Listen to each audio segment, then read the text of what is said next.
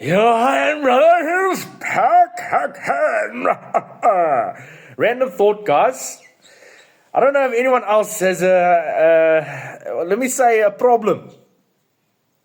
And that problem is that you might sneeze maybe a little too aggressively. Now, it's probably more men than women, but like I speak for myself here. When I sneeze, and people have moaned around me because I sneeze loud, hey? I want it out. I don't want to keep I moet uit.